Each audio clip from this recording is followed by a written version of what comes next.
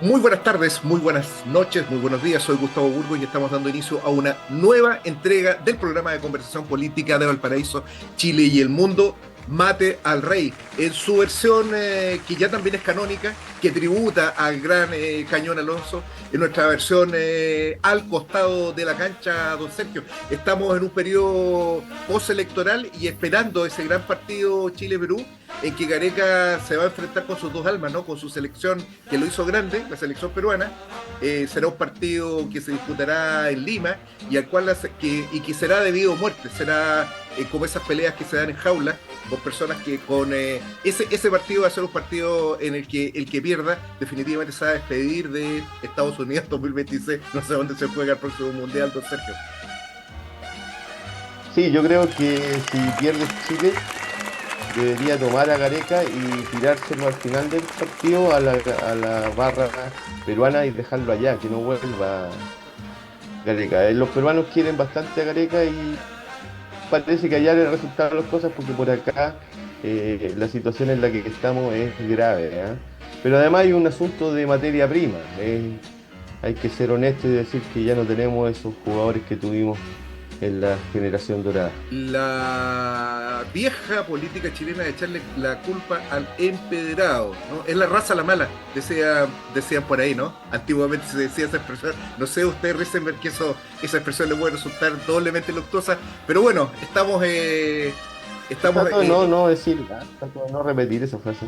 bueno, pero muy bien, desde un desconocido lugar del Gran Santiago, de alguna comuna del Gran Santiago. Él es militante de la Casa Bolívar, también militante del movimiento patriótico Manuel Rodríguez, ha salido en más de una película, al menos mentado, y en alguna serie que actualmente está en Netflix, el gran Marco Riquelme García. ¿Cómo estás, Marco? Bien, bien, muchas gracias por estar en el programa nuevamente. Sí, estamos complicados con la clasificación. Sí, hay responsabilidades del entrenador. Aprovecho de señalar de que ayer murió Máximo Clavería, lamentablemente, ¿no? Gran locutor deportivo Locutor de deportivo. Maldita, ¿cómo se llama? La agricultura.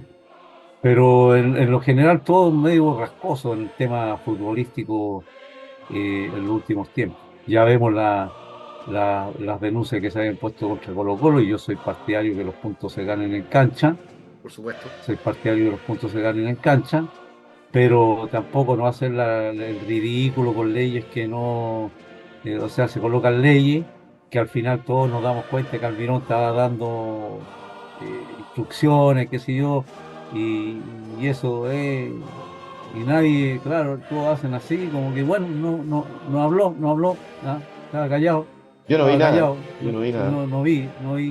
no escuché, entonces lo hacen en ridículo. De todas maneras, algunos estamos esperando que Copiapó, el gran Copiapó, Deportes Copiapó, Sí. un gran club con un amor tremendo, que uno de sus jugadores, el hijo de Reinero, que fue capitán de la Universidad de Chile, le haga la paleteada.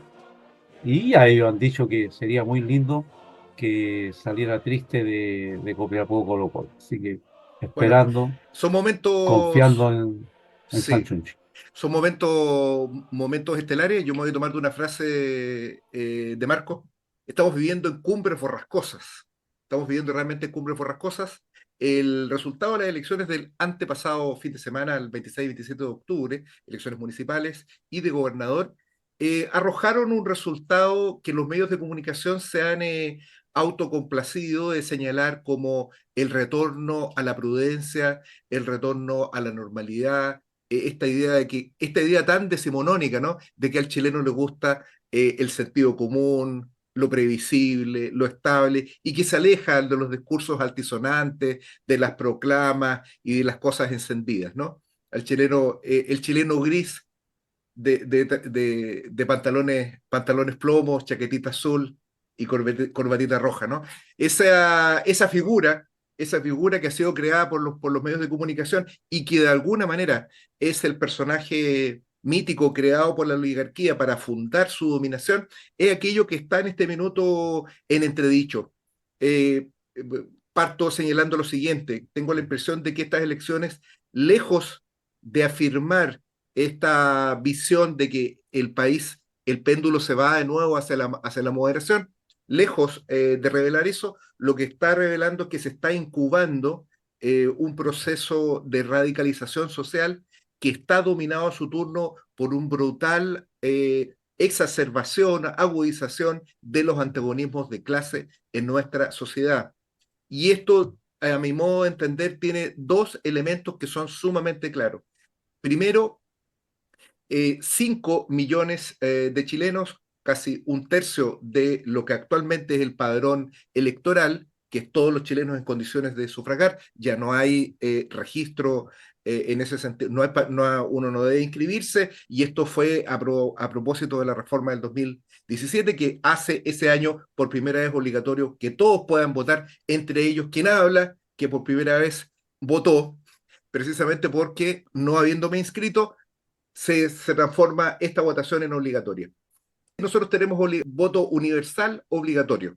Una de las condiciones para la reforma que hizo Piñera de poner fin al registro electoral y hacer un padrón universal, ¿se entiende la idea? Era que el voto iba a ser voluntario. Sin embargo, los procesos constitucionales, que son los del 2022, los del 2023, volvieron a establecer modalidades de voto obligatorio en circunstancias de que el padrón era universal, ya no era con un sistema de registro. Esto pone dudas respecto a la constitucionalidad de esto, pero en realidad a los legisladores poco les interesa la Constitución, y lo que en realidad les interesa es la capacidad que pueden tener de que a través de estos procesos electorales se ríe el ganado. Y eso creo que tuvo un efecto muy importante. Hay un crecimiento sostenido del voto de protesta, de la abstención. No nos olvidemos, fueron cerca de 3 millones de personas que se abstuvieron a pesar de las amenazas de multas que son brutales en nuestro país. Además de eso, debemos sumar una cantidad equivalente de quienes fuimos a las urnas a anular el voto o a votar en blanco. Esto es un fenómeno que da cuenta. La razón por qué esto se expresa como abstención, como voto nulo o voto blanco, tiene que ver con la falta de una dirección política por la izquierda, pero también hay un crecimiento importante que es de cerca de 2 millones de votos que están alineados con la extrema derecha. Y si bien es cierto, lo que a ellos les consuela es que Republicanos dejó de ser el 30% del electorado y volvió al 16, 18%, que era lo que le correspondía, según ellos, no es menos cierto que se trata de una fuerza que políticamente está buscando dar expresión a crecientes sectores de la sociedad que no se sienten interpretados con el orden democrático institucional que existe en nuestro país. Y esto es un fenómeno que no solo ocurre en Chile, ocurre en Argentina y que se expresó a través de la elección de Milei, está ocurriendo en Estados Unidos y se expresa por la votación maciza que obtuvo ese esperpento político que es Donald Trump, un hombre múltiples veces condenado por delitos y por cuestiones de orden civil durante la campaña electoral, un racista de tono mayor, fue electo. Y detrás de eso no podemos señalar de que esa votación en Estados Unidos se trata de una votación de que los norteamericanos se volvieron fascistas, sino que en realidad es la única expresión de protesta que se visualiza en este minuto en Estados Unidos en contra de un orden social que supone hambre, que supone restricciones de las libertades, pero fundamentalmente que cambia y agota y priva de conquistas sociales largamente que se obtuvieron con largos procesos de lucha. Eso es algo que también se está viviendo acá en Chile, y con esto termino. Me parece que ese debe ser el elemento central de análisis. Lejos de expresar moderación, lo que debe leerse a través de este resultado electoral es una radicalización mayúscula que tiene como expresiones concretas, y en ese sentido también hay que ser sumamente claro, de que tanto las alternativas de Chile Vamos como las del gobierno, lo único que representan para los trabajadores diariamente precarización laboral, es miseria, es cesantía. El día de hoy, nosotros estamos grabando día viernes 8 de noviembre, se supo que la flamante candidata del gobierno a la Contraloría General de la República, Dorothy Pérez, tomó una medida que significa un retroceso tremendo para los miles, decenas de miles de trabajadores que trabajan a contrata en la administración pública, que importa el desconocimiento de sus derechos laborales, la legítima confianza que tienen un montón de trabajadores que todos los años se renueva su contrato y el Estado no les reconoce su antigüedad. Desde el periodo de Bermúdez, que fue el anterior Contralor, la Contraloría reconocía la antigüedad con cierto criterio y se suponía que tenían entonces una legítima expectativa de seguir en el trabajo. Ahora esto se ha borrado de un plumazo, volvemos a la precarización laboral, por supuesto vienen los gritos de la NES, de la CUT, como siempre para la galería, pero no han hecho nada ni proponen hacer nada. Pero acá, ¿qué es lo concreto? Es que el gobierno ha tomado una medida que es poner a esta Contralora que ha tomado esa medida. Eso, si lo sumamos a todas aquellas, se debe sumar a todas aquellas acciones que como pirquinero el gobierno ha estado construyendo. La derrota de Gigas y Hasler en Santiago de alguna manera también significa eso. Si los santiaguinos votaron por una comunista para la alcaldía, ¿qué fue lo que ocurrió? Que terminaron poniendo en la alcaldía una persona que solamente trajo represión y corrupción a la primera municipalidad de nuestro país. Marco, ¿cómo ves este resultado electoral? ¿Cuál es tu balance? Fíjate que es interesante lo que tú estás hablando porque habla de un voto, de una expresión o de la expresión en general electoral que ya no está relacionada con los temas valóricos, que no está relacionada con cuestiones de ideas de cambio, de transformación, ¿no? Eh, Está más relacionada con una cosa media gelatinosa que ocurre, y tú das el ejemplo, ocurre en Argentina, ocurre en Estados Unidos, también ocurre acá. O sea, hay un voto que puede ir para allá, que puede ir para acá, pero que no tiene, no es un voto de conciencia, salvo una parte de los que se abstienen, una parte de los que votan nulo y una parte de los que votan en blanco, ¿no? Que es un voto consciente. Porque veamos lo siguiente, ¿por qué digo que es un voto raro, un voto que el enemigo ha logrado imponer una desconcientización total respecto del voto? Por ejemplo, en Linares he elegido o reelegido un alcalde que se encuentra con arresto domiciliario por fraude al fisco, weón. Es como votar por alguien para que te cague. O sea, si el tipo comete fraude al fisco, está votando por alguien para tener en la municipalidad que te joda con los recursos municipales, ¿no? Y que haga chanchullo, ¿no? O sea, y hay aproximadamente, no recuerdo, pero unos 14 personas que están. Algunos fueron reelegidos que están con arresto producto de cuestiones de carácter sexual, ¿no? De delitos sexuales. Otros por apropiación indebida de recursos, en fin. Mm. En Santiago se logra imponer la idea esta de los matinales, ¿no?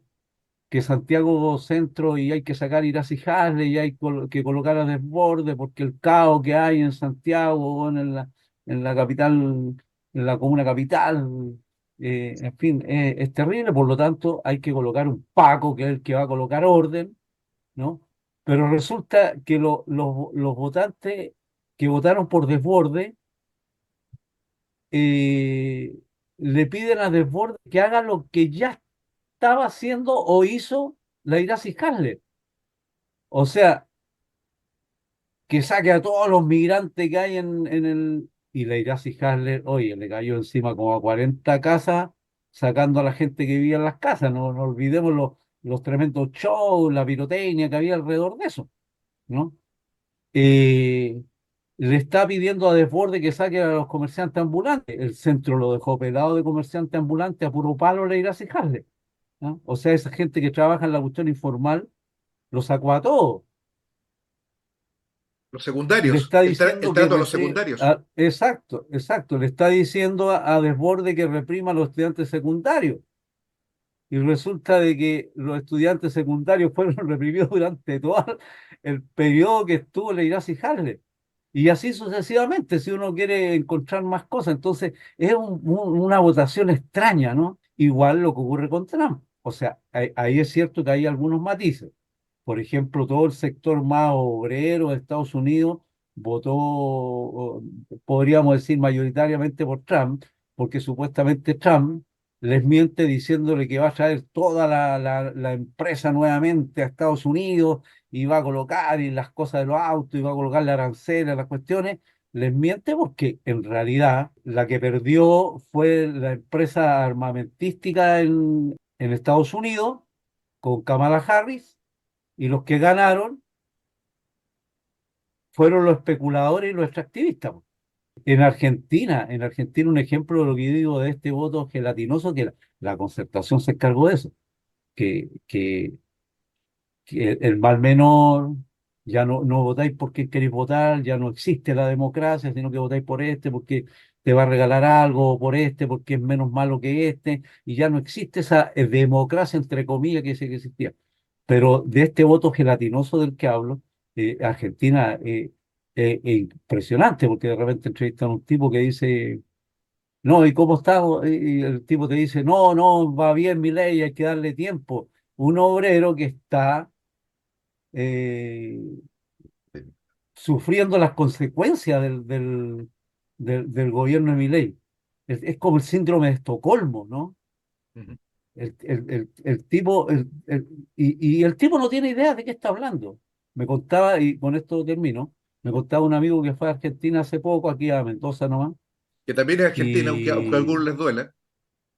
sí, sí, Sí. sí, sí. No, Mendoza, Eh, eso. entonces, entonces viene y hay un señor que está pidiendo moneda ahí, y él sacó y le dio y le aprovechó de preguntar, ¿y qué te parece cómo está la cosa aquí en Argentina? No, va bien mi ley, hay que darle tiempo, ya está basta de los cucas. Y el compañero le dice, loco, pero estoy pidiendo plata, weón, ¿cómo podéis estar ahí en la calle? Ah, porque le dice, basta de los vagos, basta Claro. de ese, así se expresa. Entonces, el tipo, ¿de qué estamos hablando? Pero cómo el tipo hace una defensa de tu patrón, de tu esclavizador, en fin. Bueno. Risenberg, usted que lo veo, yo sé que usted es apolítico, pero lo veo gesticulando algunas cosas, como que algunas cosas le parecen, otras que no le parecen. ¿Cómo ve, cómo sintió usted el proceso electoral? Sí, de alguna forma un sector de acá escondido votó por el mal menor.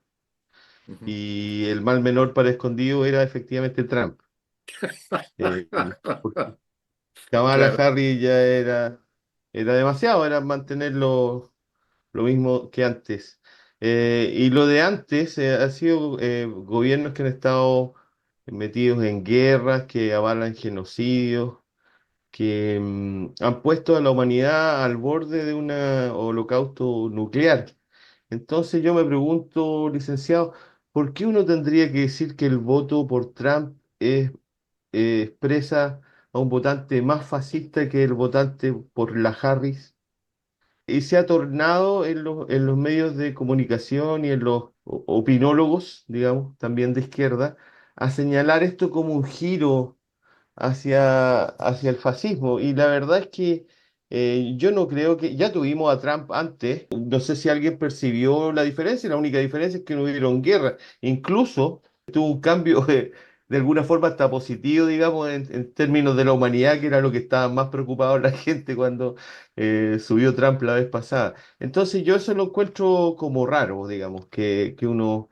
Y lo otro es que yo creo que la Hasler, hay un consenso en la sociedad, porque La se ha llegado, alcaldesa, le han metido la encima ex a la alcaldesa de Santiago, dice usted, don Sergio. Y que usted Correcto, le dice así, la claro. Hasler. Ah, que él tiene No hay estamos en la vínculos ahí. sinagoga, don Acá, Sergio. No estamos en la cuando era así, sinagoga. cuando era así, Ya, cuando era así. ya. La Hasler perdió porque a la gente le habían metido ella misma, la Hasler le había metido en la cabeza junto al resto de que la solución acá eran medidas de seguridad. y de represión. Entonces la gente tiene ese consenso en la cabeza porque se lo vuelven a repetir para estas elecciones. De Mm, nuevo, la Hasler repite lo mismo y el Paco Desbordes, como le llama el señor Riquelme, ujú. también repite lo mismo. Pero la gente se dio cuenta que esas medidas con Hasler no le funcionaron, entonces necesita esas y un poco más, entonces Desbordes. Es muy extraño, yo recuerdo antes las elecciones cuando se hablaba de la pobreza y y de la delincuencia, eran dos cosas que venían más o menos de la mano, que era la falta de oportunidades, Sí, sí. el nacimiento y desempeño en sectores totalmente marginados, lo que elevaba. Hoy en día nadie se preocupa de eso, parece que se creyera que nació un grupo de la población, ya viene con los genes preparados para ser delincuente y malo. Yo creo que la situación sí está mala, pero ya venía bien mala, entonces hay Bueno, lo que sí, una falta total de otra alternativa, eso está claro. yo creo que Miguel Enríquez, de quien se cumplen 50 años, se cumplieron el pasado 5 de octubre, 50 años de su caída en combate, ¿no? En una calle Santa Fe, en la comuna de San Miguel.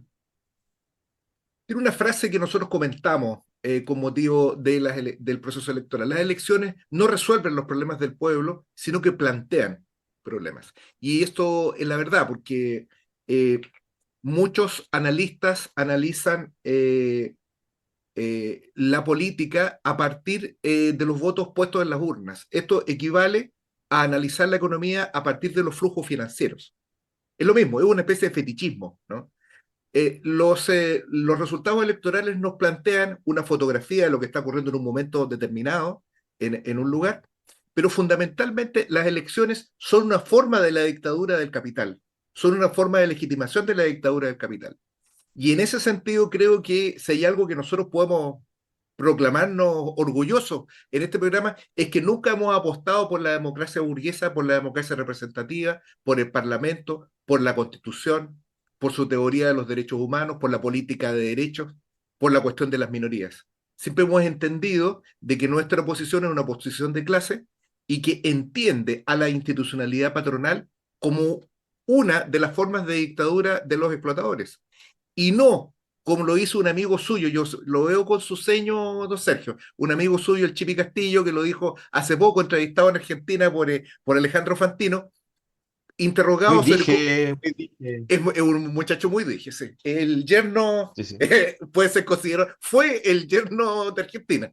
Él, ¿qué es lo que cuando interrogado respecto al problema del poder, empezó a dar resultados electorales? Se trata, estamos hablando de no solamente de un dirigente trotskista, estamos hablando de un diputado nacional en Argentina, además un profesor de sociología de la Universidad de Buenos Aires, un hombre que si algo ha tenido tiempo en su vida es para leer y para conocer la experiencia y la historia del movimiento obrero. Y en Argentina se ha dado, se generó esta adaptación de las corrientes más radicales de la izquierda, ni más ni menos que se autoproclama trotskista, al régimen parlamentario. Esto es un hecho muy importante porque también ocurre en Chile y tiene como base un discurso que lo dice el presidente Boric, no voy a decir mi presidente, el presidente Boric. ¿Qué es lo que dice el presidente Boric? Dice que el gran problema en el país es que no nos ponemos de acuerdo. ¿Mm? Entonces, el discurso permanente del gobierno es que nosotros tenemos que ponernos de acuerdo, como si el problema fuera la diferencia de opiniones y no los antagonismos de clase, que son los que se expresan mediante esta diferenciación. Es decir, el problema no es la fiebre, sino que en realidad la infección que tiene el enfermo. Sin duda alguna, una política solamente para resolver la fiebre eterniza precisamente esos problemas de clase. Mm, eso yo creo que es el que debería ser la política central en este minuto para poder abordar estas cuestiones. Crecientes sectores de la población en Chile y en todo el mundo, como lo revela Estados Unidos, lo revela Argentina, se revela en Francia también, creo que viene Macron en estos días, creo que ya está acá, ¿no? Nosotros no logramos entrevistarlo en todo caso, pero lo que sí podemos decirles es que en esos países, ¿qué es lo que hay? Un macizo descontento respecto de las formas democrático-burguesas de dictadura del capital. Y los trabajadores no tienen formas de expresión que reivindiquen la necesidad, voy a utilizar una expresión canónica que yo sé que a usted le provoca ciertos consornos, Sergio, que es la dictadura del proletariado. Contra la dictadura del capital en todas sus formas, nosotros ponemos formas de gobierno de los trabajadores que canónicamente han sido denominadas como dictadura del proletariado, en tanto una clase explotada y mayoritaria en la sociedad ponga su dictadura, significa que es democracia de trabajadores, significa que es gobierno popular, significa que es liberación del conjunto de la sociedad. Esa discusión, que resulta difícil plantearla, tiene que comenzar a dar sus primeros pasos en nuestro país. Risenberg, Riquelme, no sé. Aprovecho a leerle lo que dijo Pablo Iglesias. ¿Qué dijo Pablo Iglesias? Hay una lección importante para la izquierda española de las elecciones en Estados Unidos. Pensar que funcionará el salvemos a Sánchez para que no gobierne el PP con Vox es regalarle el tablero de juego a la ultraderecha. Toca radicalizarse, no buscar un centro que no existe. A su manera, Iglesias ve el mismo problema. La lucha está por centralizarse y tratar de ser moderado, no le hace ningún peso, y ellos efectivamente están perdiendo una base electoral bastante grande. Eso no. Uh-huh. ¿Riquelme?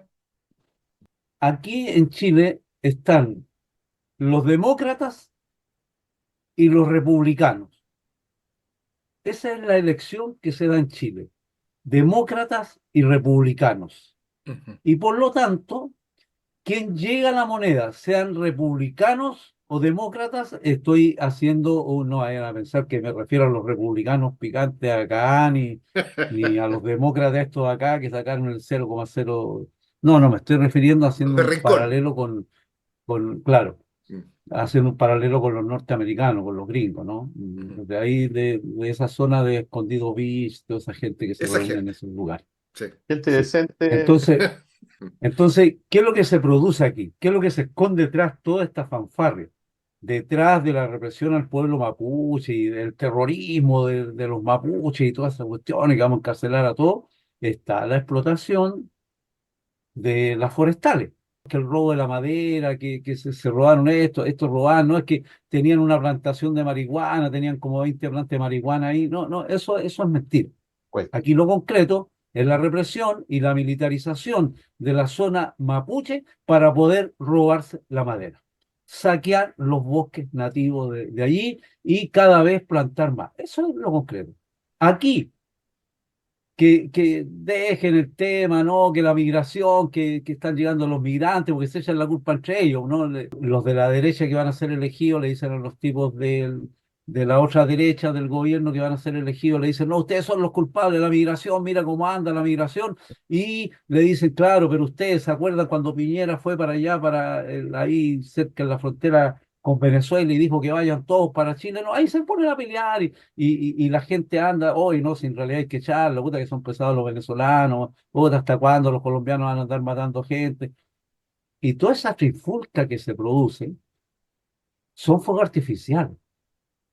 Aquí lo concreto, en este juego de cachetadas de payaso, es que los dos, tanto demócratas, que vendrían siendo el Frente Amplio, el Partido Comunista, la Concertación, y republicanos, que vendría siendo la UDI, Renovación Nacional, los republiquetas de acá, y toda esa gente, es cómo se salvaguarda los grandes intereses, los intereses del gran capital que hay.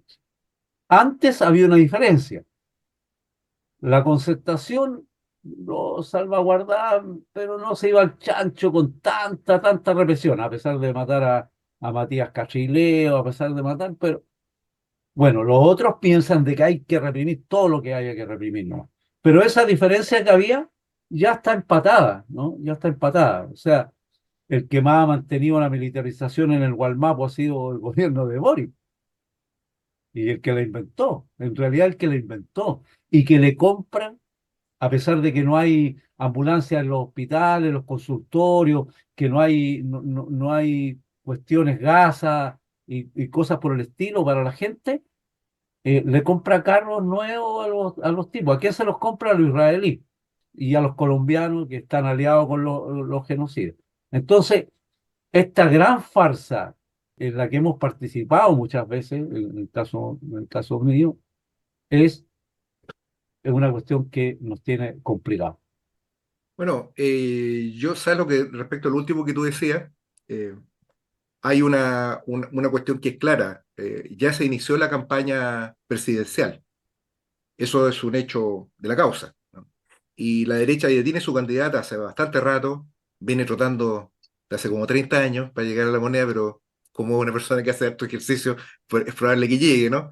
Que es Matei, ¿no? Evelyn Matei, la ex alcaldesa de Providencia y una figura emblemática del pinochetismo, ¿no? Matei encarna a la derecha tradicional y todo en este momento está planificado de alguna manera para que ella llegue a la moneda. O sea, ella de alguna forma está preparada en ese sentido y las fuerzas políticas del régimen apuntan también en esa dirección. El problema acá, y que yo creo que es la base material de esta guerra civil que nosotros llamábamos en el programa anterior, esta guerra palaciega que hay entre las distintas fuerzas del régimen, es que a la burguesía un gobierno de Matei no la convence, porque ya tuvieron dos experiencias con Piñera y los dos experiencias terminaban en fracasos rotundos. Uno terminó con las movilizaciones de los estudiantes, no olvidemos, el año 2011, 2012 fueron periodos, y el gobierno de Piñera terminó su primera fórmula pidiendo la hora, mirando al árbitro y pidiendo la hora.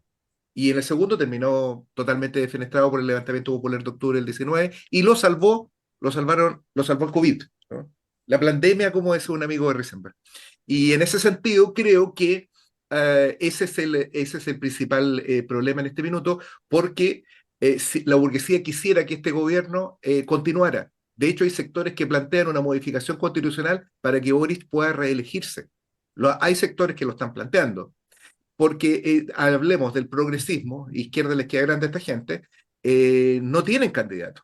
No tienen, Toa, si bien es cierto, ha demostrado ser una funcionaria impecable, no marcan las encuestas, su mención está dentro del marco de error, y no tienen otro candidato. Bodanovich no Escuché podría hacerlo. rumores de Bachelet, licenciado. Sería, claro, se tendrían que sacarla, no el sarcófago, pero sacarla de nuevo Ah, no. a trotar, y pareciera que podría ser una alternativa al socialismo democrático en el entendido que desde el Frente Amplio decididamente, bueno, nunca han tenido, pero no tienen ahora. Y con Jadwe en la cárcel, y con la dirección de Lautaro Carmona, con un PC cada vez más a la derecha, la verdad que la única alternativa podría provenir del socialismo democrático, el PPD, que tiene creo que un 0,2% de los votos, después del desastroso resultado electoral que tuvo el PPD, debilita aún más la posición de Toa. Quiero terminar diciendo lo siguiente. La cuestión de Monsalve, lo hemos comentado y se ha comentado tantas veces. La cuestión de Monsalve es como cuando uno ve un ratón. Esto me lo enseñó mi abuelita en el campo. Cuando uno ve un ratón, tiene que entender que hay centenares que están ocultos. Cuando se llega a ver un ratón es porque ya la extensión de la plaga es muy grande. Por eso es que se llegan a ver ratones de día. Cuando uno ve un ratón de día, señora, señor, un ratón significa que hay mucho ratón, en su caso, en el lugar donde usted está. Y lo que ocurrió con Monsalve es una manifestación. Los tribunales tendrán que definir si efectivamente violó o no violó a su subordinada. Ese es otro tema. Pero si aparece esta denuncia, esto es precisamente una consecuencia material de la política de impunidad que ha impulsado este gobierno. Y cuando se promueve la impunidad, los poderosos hacen estas cosas y hacen muchas más. Hay una diputada, no recuerdo exactamente el lugar, Marcela Riquelme, creo que es de Rancagua, que fue denunciada por abuso sexual respecto de una integrante de su comando electoral desplegado en Rancagua. Una persona que hizo campaña por la defensa de los derechos de las minorías abusando sexualmente de una trabajadora. Y esto no solamente está en el lado del gobierno, la derecha tiene otros tantos denuncias, no nos olvidemos el caso Macaya, ¿no? Que forman parte de la impunidad gamonal, ¿no? De esta forma de entender de que el poderoso tiene derecho a servirse no solamente explotando al otro, sino también sirviéndose físicamente y abusando sexualmente del otro. Y en ese sentido creo que tiene un costo tremendo, no solo para el gobierno, sino que para el régimen. Creo que el hecho de que el ministro del Interior, el hombre más poderoso físicamente del régimen, como el subsecretario Monsalve, violara a una de sus trabajadoras, y utilizar el aparato de inteligencia para procurarse impunidad y que se confabularan junto a él el presidente de la República y la ministra de Interior, Carolina Toá, refleja cómo funciona este sistema, que ya lo vimos anticipado con la trampa de la postergación de la audiencia de formalización del general Yáñez, ¿no? Y toda la ropa, el ropero completo que le prestó el gobierno a una persona que está imputada por delitos de lesa humanidad. Entonces, esto es un síntoma, y ante ese síntoma es que es necesario dar una explicación. No, la explicación no es como dice el taxista que la raza es la mala. No, no ese es el problema. Para responder a la crisis social y responder a la necesidad de las masas, es necesario acabar con el régimen. No hay otra salida. Eso sí, no significa que no tenga solución, significa que no tiene soluciones institucionales. Respecto a la elección y a la comparación con Chile de Estados Unidos, Uh -huh. que aquí también están los Bernie Sanders, por si acaso, ¿no? Sí. Entonces, y los Bernie Sanders uno los puede encontrar, por ejemplo, en la municipalidad de Puente Alto, Ah, muy donde, buena donde observación. el tipo Miguel sale, Toledo. el tipo, ¿no? Y claro, y nació de la base, el tipo independiente, que no, con él sí, porque este no tiene nada que ver con las políticas del gobierno, ni es oficialista, ni es nada, y lo primero que hace es ir a hacerse un video la misma noche de la elección, Sí, no dura con nada. Boris en la moneda. Entonces, está llena de simulacros esta cuestión, ¿no? Y lo otro que quería agregarle un elemento antes de hablar de Monsalve, un elemento que creo que es interesante, que también se ha dado como candidato, y ahí tiene que ver con lo gelatinoso, toda esa cuestión, como posible candidato, pero que el tipo dice que no, a Vodanovic, Claro. al que, el que fue reelegido alcalde de Maipú, ¿no? Y además dicen algunas malas lenguas, hablan ahí que bastante cosista, de maltrato al individuo, porque dicen que sería bastante bueno porque lograría el voto de las mujeres, porque es musculoso y es alto, con buena pinta. Entonces, lo que hacen, hacen que el voto realmente de la mujer lo conviertan en una verdadera estupidez, como que las mujeres fueran estúpidas. A mí me interesó mucho la analogía esa que hizo usted, licenciado, que cuando se ve una rata durante el día, quiere decir que esta cosa está mal. Incluso si uno lo junta al caso Hermosilla, se da cuenta que todo está podrido. Son todos narcos y de los malos. Bersuit, Bergabat. ¿Cómo usarán la inteligencia para ir contra el pueblo mapuche? ¿O contra las organizaciones populares acá? Villa Francia, por ¿Usted cree que ejemplo. van donde Villafranca, usted cree que van donde el juez y le dice, señor juez, nos gustaría tener una orden para poder interceptar estos teléfonos o para poder hacer seguimiento de tal y tales personas? ¿Ah? No funciona así. Entonces Monsalve es como el caso de Al Capone, ¿no? Termina yéndose a la cárcel por el no pago de impuestos. En este caso, Monsalve termina yéndose a la cárcel por violeta, ¿no? Por violador. Entonces, pero si no, nos vamos y empezamos a averiguar, Valencia conversó con Hermosilla, el fiscal de la macrozona sur, los fiscales de la macrozona sur conversaron con Hermosilla, los fiscales de aquí, los fiscales de allá, los jueces, los ministros de la Corte Suprema, todos los tipos estaban conversando con Chadwick y con el gobierno y con Piñera y el tipo hacía de nexo, de puente, con la concertación. Es la pudrición total. El capitalismo es una fuente inagotable de corrupción.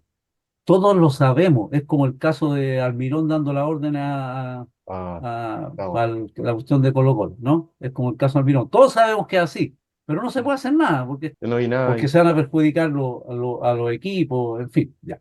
En ese sentido, por ejemplo, ese es un valor que tiene este programa. Yo agradezco siempre que me hayan invitado, que aquí las cosas no se hacen a medias tintas, ni se trata, oye, traigamos a alguien que esté en desacuerdo con nosotros para hacerlo democrático esto, para que todos hablemos y hablemos como que hay democracia. Este programa no es la hueá sin filtro, ¿no? Donde se tiran de allá y le tiráis para acá Pegándole la y competencia, muy bien. que hacen cómplices, no, que hacen cómplices, Sí, sí. se hacen cómplices de un programa nefasto para el pueblo chileno y para la gente. Se hacen cómplices de crear un votante y una conciencia como la que tenemos hoy día, ¿no? Donde el tipo de allá, el Francisco Rego, le tira al liberal de allá y el otro y se para como que le va a pegar y después los clasifica, el otro le pone una demanda y hacen programas de mierda. Hay que impedir que se den ese tipo de cuestiones, hay que denunciarlas. Queremos que nos escuchen 5.000, 10.000, pero son gente que esté metida en el trabajo, que vaya a hacer la cosa esta que está llamando a parar el genocidio y va a ir a la Expo, que eso debiera hablar la gente que es del puerto, que la gente va a ir a parar esta exposición naval que va a haber donde está invitado uno de los invitados especiales, es el genocida de Israel. Y la gente no interesa que esa gente, la que se organiza, la que va a esa pelea, vea este tipo de programa y que vea que la candidatura presidencial, que la institucionalidad burguesa, que los robos, que la corrupción, en fin. Quédese Pues, tranquilo, digamos, la dirección está firme en mis manos. No vamos a caer en ese tipo de errores infantiles, en mi forma de ver, y que en ese sentido hay que relajarse. Y lo segundo, si ustedes me quieren responder o no, ¿qué pasa? Porque hay un sector de gente que nos ve que es de otros grupos de izquierda, que decidieron hacer campaña, decidieron participar en lo electoral en estas elecciones. ¿Qué pasó con esa gente? ¿Ustedes piensan qué logran ellos con esa participación? lo primero yo creo que hay que decir es que la participación electoral no es una cuestión de principio. Recabarren lo demostró, Lenin lo demostró, y participaron no es de principio participar en elecciones. Ahora, no es de principio participar o dejar de participar, es táctico. Lo que sí es indudable al día de hoy es que los trabajadores y el gran pueblo no se sienten interpretados por los procesos electorales y creo que los compañeros que han participado van a exhibir resultados muy magros y en mi opinión están equivocados, han tomado un camino equivocado. Pero eso no los transforma en enemigos, pero es precisamente los sectores con los que tenemos que discutir. La ausencia de una crítica al gobierno. Eso es algo súper marcado en las organizaciones de izquierda. Hay un miedo a decir que somos oposición al gobierno. Hay miedo a decir que esto es un gobierno patronal. Esto, de alguna manera, todos formamos parte de esta debilidad, pero es importantísimo señalar ese camino. La única manera como la izquierda pueda reconstruirse no es haciendo lo mismo que hizo en su momento el Frente Amplio, con esa política territorialista, con la política de minoría y con la política de que todo tiene que ir finalmente a una papeleta electoral. Eso ya lo intentó el Frente Amplio. Tampoco se trata de hacer un nuevo Frente Amplio de izquierda, que más de algún intento anda por ahí circulando.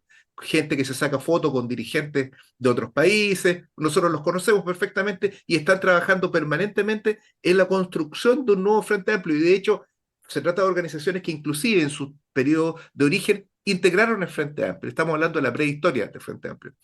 Esa política ha demostrado su fracaso.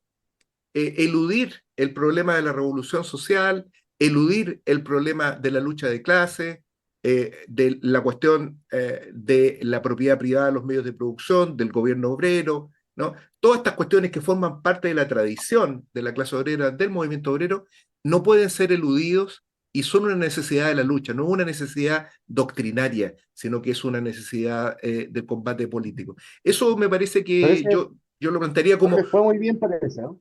¿Ah? A esa gente no les fue muy bien, No, o parece. sea, entiendo que obtuvieron algunos de ellos algunos resultados electorales, off the record he recibido algunos resultados que son bastante interesantes, ¿no?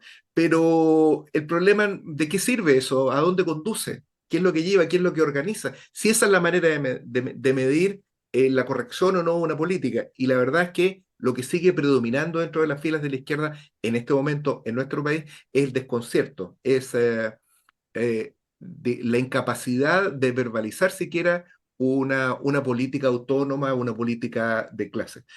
Se cumplen, ya que somos tan onomásticos en este programa, don Sergio, porque Riquelme ya volverá, yo sé que volverá, se cumplen 100 años de la muerte de Luis Emilio Recabarren y tenemos muchas experiencias que hacer, de recorrer de recobrar de su experiencia. Pero yo diría la más importante, con esto termino, la más importante es rescatar al revolucionario que fue Luis Emilio Recabarren. El Partido Comunista y el reformismo han tratado de hacer de Recabarren como una especie de sindicalista, como un santón, un hombre bueno que andaba con un abrigo, sentado con la señora, hablando sobre la necesidad de formar sindicatos. Recabarren no era eso, Recabarren era un revolucionario. Recabarren no creía en la Constitución, no creía en el Estado y luchó toda su vida porque los trabajadores tomaran el poder en nuestro país. No es la generación de los años 60, ni mucho menos Miguel Enrique, el primero que habla de revolución en nuestro país. Quien le habla a los trabajadores, quien lleva las ideas de la revolución a las amplias masas obreras, es Recabarren. Si hay una figura que nosotros que tenemos que poner de relieve en la historia de los trabajadores, es Luis Emilio Recabarren, y prostituida como ha sido su imagen, como lo han hecho con tantas otras figuras, creo que es un momento también de recuperar a esta insigne figura de nuestra clase. Riquelme, un poco para ir cerrando.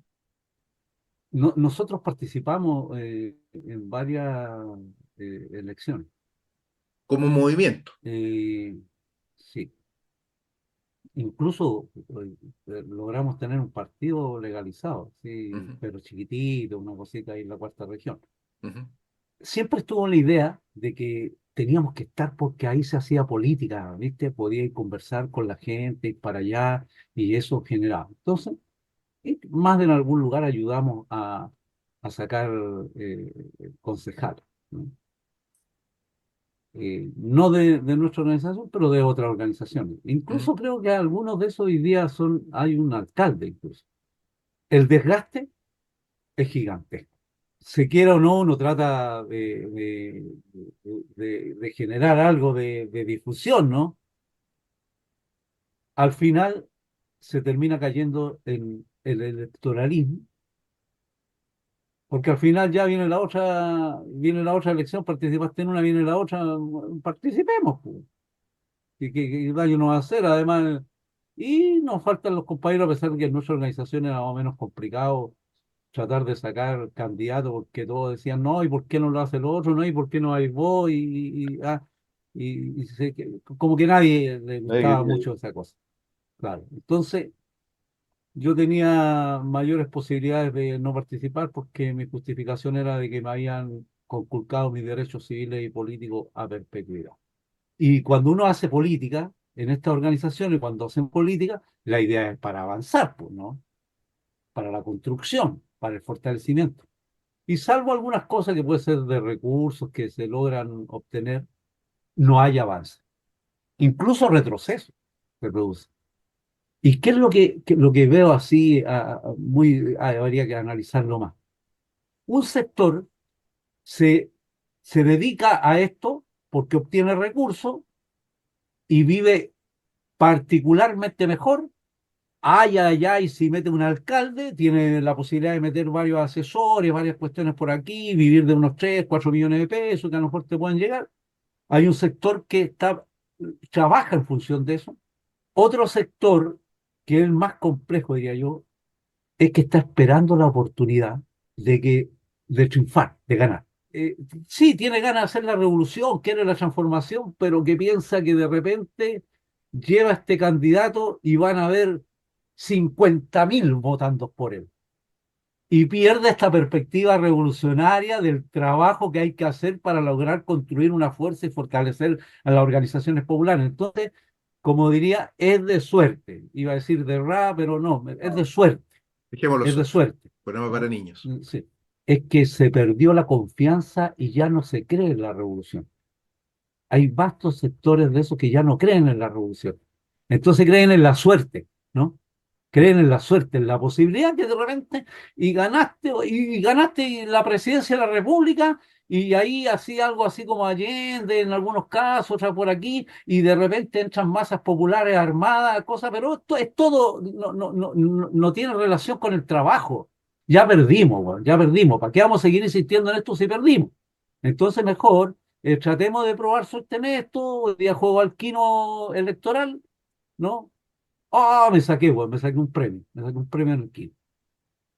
Sí, yo inclusive haría un añadido a eso. Hay organizaciones que son muy pequeñas, que no los vamos a mencionar para proteger su identidad, de que se dedican permanentemente a estar buscando su legalización y dedican todo su esfuerzo militante, que no es mucho tampoco, a juntar firmas, pasan meses, a veces en situaciones, algunos de ellos lo hicieron inclusive en condiciones de pandemia, es un esfuerzo desgarrador para cualquier grupo militante que les impide hacer el verdadero trabajo político, porque si ese esfuerzo militante, que no dudamos es honrado, es tenaz, tiene un sentido de clase en un sentido general, pero está mal orientado, ¿no? Porque está dirigido a una tarea que invariablemente termina, como en esta entrevista que comentábamos al comienzo de este programa, tengo que advertir que tenemos que ir cerrando ya, de Cristian Castillo, el diputado del PTS en Argentina.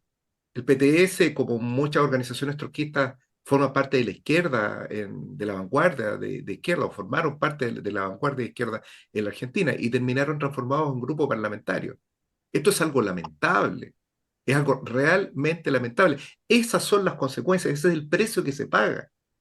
Ese es realmente el precio. O sea, vemos a estos dirigentes, a estos activistas travestidos como socialdemócratas. Risenberg, veo que tenemos problemas con nuestro panelista, con Riquelme, pero yo soy de la impresión de que nosotros ya tenemos que ir cerrando. Yo también estoy totalmente de acuerdo. ¿Le parece? ¿Le Hay parece, que no es cerrar. cierto? Imponderables de la producción nos obligan a cerrar este programa, así que pasamos a la etapa final de las invitaciones y cosas. Invirtiendo lo que sería normal, voy a comenzar yo haciendo invitaciones y diciendo dos cosas muy importantes. Primero, ha llegado a este programa un excelente libro, un trabajo que se llama La historia del trotskismo en la Argentina. Es un texto escrito por muchos profesores, historiadores, y es editado por Hernán Camarero, Castillo que también.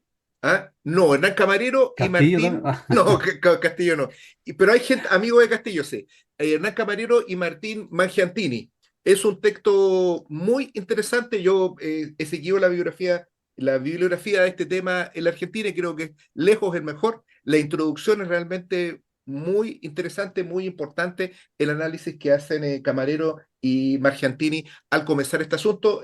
No está aún en Chile, pero lo pueden encontrar a través de las plataformas virtuales y invito, digamos, a la lectura de este importante trabajo político.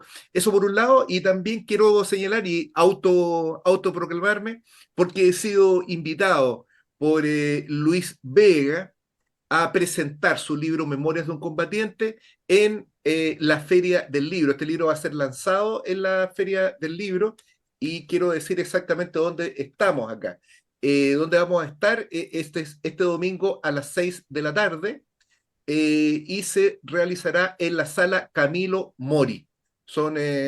Es el momento en que vamos a estar. Este es un espacio y un escenario muy importante para el trabajo de Luis Vega. Creo que es doblemente importante, porque normalmente este tipo de trabajos no encuentran espacio en los sitios oficiales, así que gustoso, me avisaron con poca antelación, pero gustoso voy a estar ahí presentando este importante trabajo de Luis Vega. Mándele muchos saludos y felicítelo, que bueno que está llegando lejos con ese libro. Así es, Marco. Sí, bueno, hay un montón de cosas, pero en este momento no se me viene ninguna a la cabeza. Lo que sí es que efectivamente Lucho me contó que iba a lanzar el libro allí. Yo le dije, bueno, trata de conseguirte entrar a la Feria del Libro para que llevar barra. Pues en esta entonces las barras ahora tienen que estar. Por supuesto. Sí, a Entonces dos. le dije, no, consíguete una entrada y vamos todos, te hacemos barra. Y después vamos a otros libros, a otros lanzamientos, otros libros, los vamos a pifiar y cuestiones por el estilo, porque así será. No, entonces, eh, sí, oye, quería recordarle nomás de que en Antofagasta está el David Jara preso, weón, todavía. Ya. Son 12 años que está condenado. Lleva como 3. Tiene una hija que nació mientras está en cautiverio, su compañera, y que no nos olvidemos de los cabros, porque si hacemos, bueno, nosotros yo sé que no, pero si hacemos un programa, si la gente que ve nuestros programas concuerdan con nosotros en algunas cosas de los cambios, la transformación, una de las cuestiones clave ahí es no olvidar nunca a nuestro hermana y nuestro hermano. Nunca un joven trabajador que cayó preso por estar tratando de cambiar las cosas en este país hay que olvidarlo. Y que el enemigo hizo montaje, weón, se vengó en Antofagasta del David, weón, lo metió 12 años preso, weón. ¿Por qué? Porque supuestamente el Paco hizo la, la faramaya, fue ahí al hospital, que acusado de la intención esta de matar, homicidio, y todas esas cuestiones que inventaron los tipos eh, para encarcelar a nuestro hermanito más pequeño. eh, no tenemos que olvidarnos, porque si no, si nos olvidamos, quiere decir de que estamos olvidando nuestras ideas, nuestros principios incluso. Así que eso, muchas Muy gracias. bien, un llamado entonces a la libertad de los presos políticos. Encontrándome debidamente facultado por nuestro director, Sergio Risenberg Cohen, pongo término a las sesiones de este importante programa político que tributa, no olvidemos, al Gran Cañón Alonso, al costado de la cancha, no sin antes invitar a quienes nos han visto a que se suscriban al canal, a que hagan clic a la campanita de manera que sepan cada vez que nosotros subimos nuevos contenidos a la red, a que los difundan, a que los comenten, en lo posible elogiosamente, y si no es posible que sea de manera elogiosa, que sea con la debida altura de mires y con el debido respeto, en el entendido de que ninguna de las cosas que hemos dicho acá son verdades reveladas, muy por el contrario, son el insumo necesario para el debate político de la izquierda de los trabajadores, de los cuales este programa, Mate el Rey, aspira a conformarse como una barricada. Sin más, muchas gracias Marco Riquelme, muchas gracias interminable Sergio Reisenberg, y nos vemos, como dice Terminator, hasta la próxima. Chao, chao.